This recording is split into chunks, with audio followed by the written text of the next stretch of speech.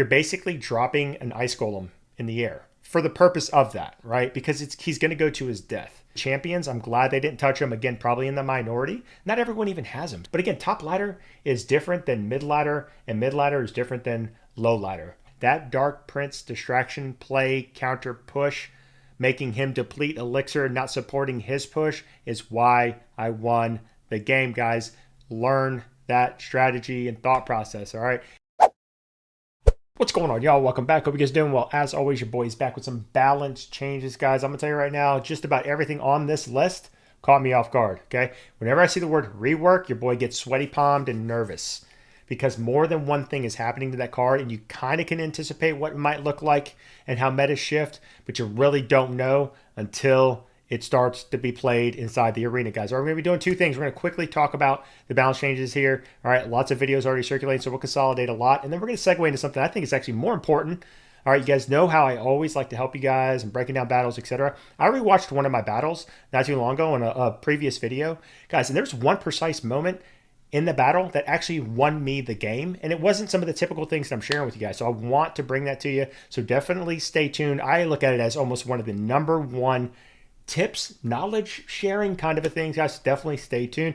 And also, those that tuned into the live stream today, guys, it was awesome. 2.5 hours. Thank you for all the continued support. All right, greatly appreciated on this road to 5,000 subscribers, guys. So let's just jump into it. We're going to go start with the building, specifically the tombstone. Every one wave, 2 skeletons. I actually think this is a slight buff. All right, I only saw it on Lava Hound decks before. It was already weak on the HP side, but hey, let's see how it shakes out. The Barb Hut is dead. It was already dead. Now it's dead. No one's going to use it. It'll be the lowest, you heard it here first, lowest used card inside of the game after the changes are live. The Furnace and the Goblin Hut, it's safe to say now, you will no longer see the Toxic Spawner deck inside of the arena. Everyone is cheesing at that. Segueing into the Executioner, I'm going to go and move past it actually because +5 is not going to shake things up in my opinion. The Dark Goblin, what, +9%? It was already a machine gun. Now it's going to be a double machine gun. Bait never left. Now it's going to be really back. Okay. Now let's just go ahead and actually skip to the Rascal Girls, because to me there's that Prince Rascals version of Bait, the one that I like to run. The Rascals, they have a low use rate, I think, but they were still pretty strong, and I love the card. I mean, I'm kind of happy with it, but again, +9 on both of these. It's going to be super nasty. Guys, have log in your deck. Expect to see Dark Goblin everywhere, okay? In all different deck archetypes. Battle Ram, I actually think, I don't know. I don't know if it was really warranted. I don't mind it, I guess is what I'm saying. The Ram Rider version has really been taking the front seat in a lot of ways with the P.E.K.K.A. Bridge Spam. I don't know if this is what inspired this change, but you're definitely going to see a lot more Battle Ram. I'm certainly going to give it a try, go back to the OG style. I mean, I'm pretty like mad. I mean, it's a good buff. I mean, don't get me wrong, but I'm kind of like, it's not like I'm nervous about it. Okay. I actually think it's a good change, and it'll compete with the Ram Rider version. The deploy effect with the Ice Wizard, I think is super cool. All right. I think it's not going to hurt the card. All right. But you're basically dropping an Ice Golem in the air for the purpose of that, right? Because he's going to go to his death.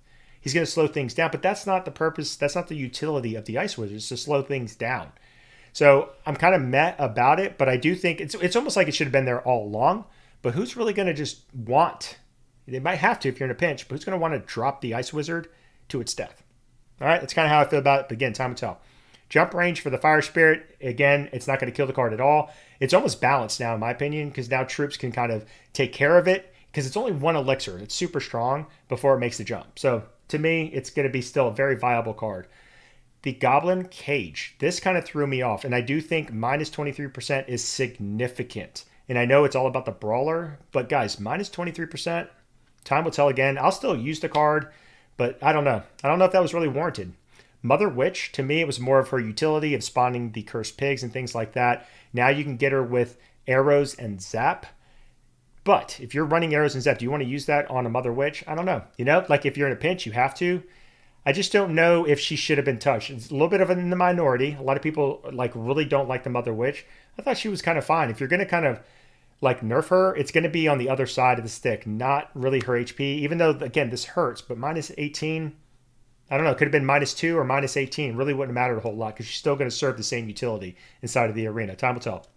The Tesla. I'm going to speak on behalf of all Expo players. I'm sorry, but -9%. They don't like any of these balance changes just because of that card alone. -9% is significant. All right, let me tell you the cards that I'm just going to say that, or it's going to get a lot lower of a use rate. But Inferno Tower, guys, okay, maybe Bomb Tower, things like that because of the cage. I'm telling you, Inferno Tower is going to make its way back, and I kind of like that. I like it shaking it. You know, Tesla's been super strong for so long. I don't know if it's going to kill the card. I mean, Earthquake already can take care of it too in a way. So this is, I don't know. We'll see how it all goes. Let me know in the comments what you think about these balance changes, you know, where I was kind of off or whatever. Let's start some dialogue. Again, time will tell. I don't want to jump into any conclusions. Oh, yeah, and also to the champions, I'm glad they didn't touch them. Again, probably in the minority. Not everyone even has them. So, I mean, like, you know, top ladder. But again, top ladder is different than mid ladder, and mid ladder is different than low ladder. All right, people have different cards in these buffs and reworks and nerfs and all that stuff mean different things to different people, and everyone wants to see something different. That's why you can't make everyone happy. That all being said, I'm just kind of glad they didn't touch. If anything, they could have buffed the Skeleton King maybe a little bit more, or even rework Golden Fabio, all right? Because he just dashes all over the place. I mean, I use him. I don't even know what he's going to do, right? It's kind of crazy. So anyways, we're going to go ahead and pause now and segue into that little knowledge sharing tip thing, guys. Hopefully you can find some use out of it. All right, stay tuned.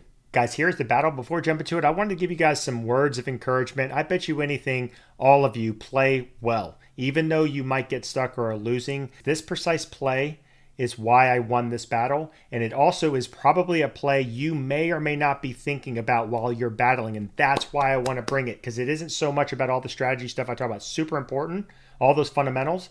But this specifically, guys, is if you incorporate this type of thinking while you're battling, I guarantee you're going to start to win more battles, okay? Look at this. He has a skeleton dragon that is belching. I see all this. He has a baby dragon that is belching on the King Tower, which I don't care about because it's got a lot of HP. This skeleton dragon is the one I care about. It's the healthiest, so I drop my Dark Prince right here so I can take that damage, and then it's going to pull the skeleton dragon. I have a counter push, and I have one less dragon on this tower because it's where it would have winded up going. Okay, so now he has to do two things. He has a very low health. I'm not worried about it. Inferno Dragon. He has to answer this Dark Prince. Okay, but this moment was so crucial because as I watched the remaining parts of the battle and as I walked the Skeleton Dragon this way and he had to spend elixir to counter stuff over here, I allowed him to not, again, you'll learn your opponents, allowed him not to get to these kinds of cards. And then I was going to be able to shut down. I think he actually tried to run Balloon here, and I had Hunter. I had E-Wiz for this if I needed it. I was good to go. But this is the type of thinking I want you guys to think about, distraction. Okay, try to learn how to kite your troops, distract at the right opportunities. And again, know when to take damage. I was taking damage from the first Skeleton Dragon and the Baby Dragon. Okay, guys, jumping into the next screenshot, guys, you can see he did drop the balloon, but by me distracting this Skeleton Dragon, no damage, pulling it, having that counter push, he has to actually try to commit elixir to defend. He's not going to be able to support this balloon like he wants to. I get the Hunter down, again, have E-Wizard ready to go. It's that style of play. Okay, now at this point, I'm building my elixir back up. I defended his main push. I wasn't worried about P.E.K.K.A because I have one. Okay, I wasn't worried about his Swarm or Ghost because I can counter that. If anything, his Electro Dragon was probably the trickiest.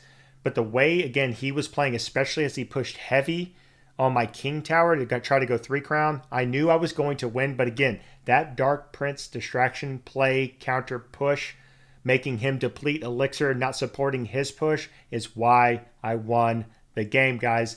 Learn that strategy and thought process, all right? Anyways, hope you guys enjoyed this video. Again, let me know what you think about the balance changes, etc. Hope everyone is doing well, staying safe. Thank you again for all the continued support. Have a good one, guys, and peace out.